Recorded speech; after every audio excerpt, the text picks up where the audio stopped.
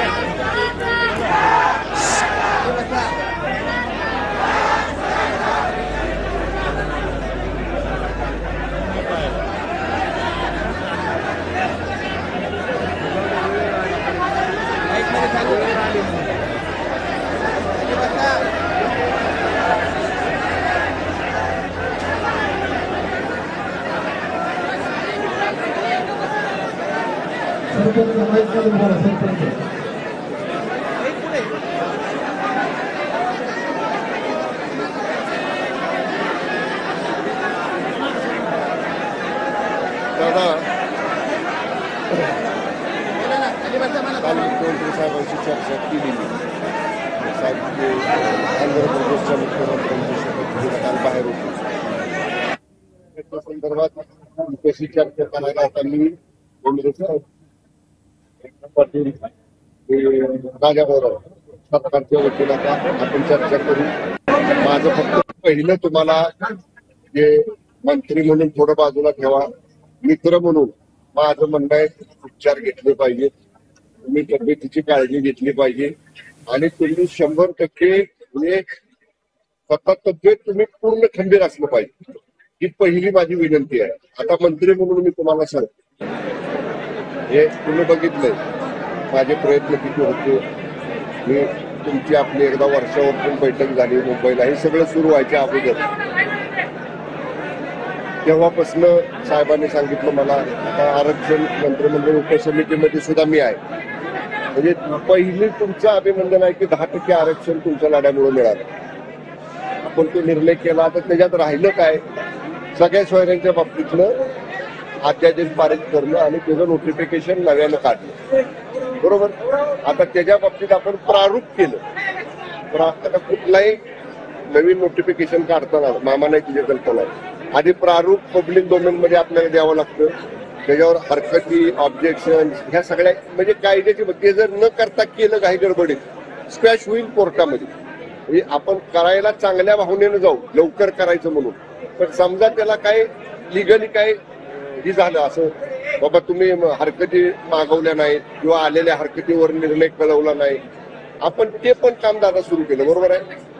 काम सुरू केलं, जेवढ्या काय हरकती आल्या विभागाने केला। आता म्हणजे वेळ अशी आली की मागचे 2 महिने सगळ्या डिपार्टमेंटचा स्टाफ निवडणूक आयोगानं पुल ऑन केला निवडणुकीच्या कार्यक्रमासाठी। आपल्या आमच्या मंत्री कार्यालयातले सुद्धा अधिकारी निवडणूक कामासाठी त्यांनी, कर्मचारी, शिपाई सगळेच क्लार्क लोक।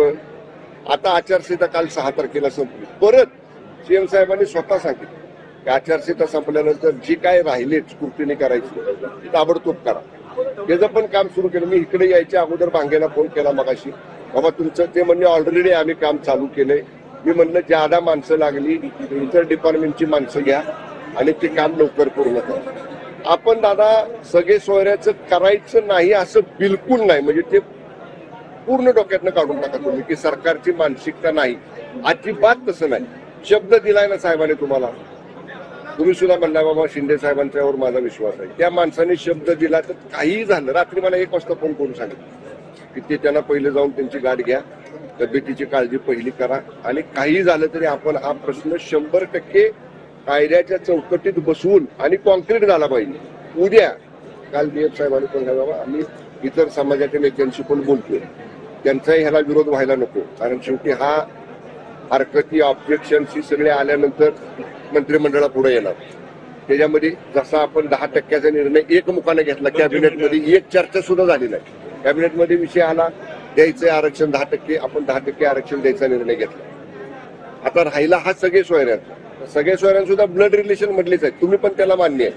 रक्ताच्या नात्यामधले जे आहेत आणि आप जातीमध्ये विवाह झालेले, म्हणजे परजातीतले सोडून आपल्या जातीमध्ये विवाह झालेले, त्याच्यामध्ये आपण घ्यायचं. त्याच्यावरची आता ही टेक्निकल प्रोसिजर आहे दादा. कुठली सगळे सोयरे, आमचं बोलणं होऊ द्या ना, मग लावा. सगळ्या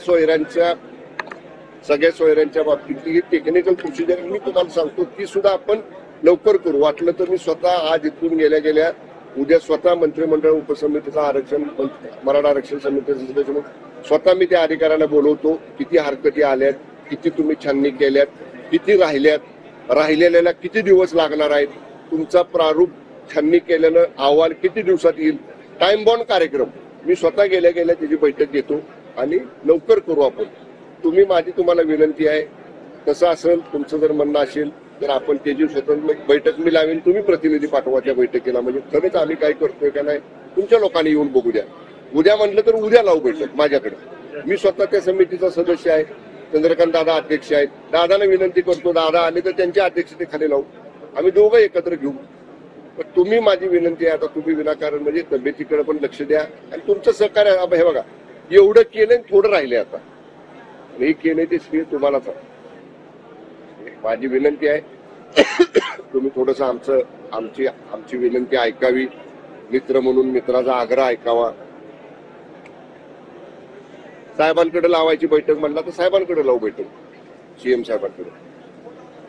तुमचे प्रतिनिधी तुम्ही कुणी सांगा, 5 नावं सांगा, 10 नावं सांगा, 7 नावं सांगा. आणि हे सगळं आता बघा, 10% आपण प्रक्रिया पण सुरू केली आरक्षण दिल्यानंतर. परत जाहिराती बदलल्या आपण. पूर्वी जाहिराती दिल्या त्याच्यामध्ये हे नव्हतं, आपण नव्या जाहिराती परत जाहिरातीचा मसुदा बदलून हे घालून जाहिराती द्यायला लावल्या आपण सगळ्या विभागाला.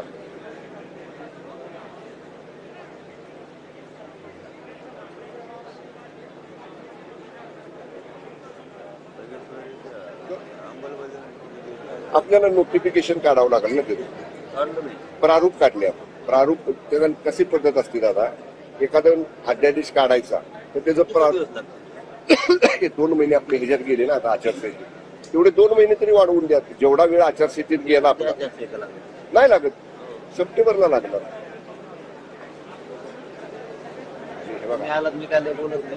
हो दादा, सगळ्या सोयरी तिला 5 महिने दिले. दादा 2 महिने आपल्या आचारसंहितेत गेले का हे तर तुम्हाला मान्य आहे.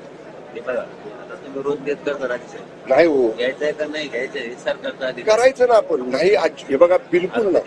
थोडा वेळ द्या आम्हाला. मी पहिल्यांदा आलोय तुमच्याकडे. थोडं तरी म्हणजे माझी विनंती आहे तुम्हाला. 2 महिने तर शक्यच नाही. पण तुम्ही सांगा, म्हणजे असं म्हणून नाही की तुमच्याबद्दल वेगळा आदर आहे.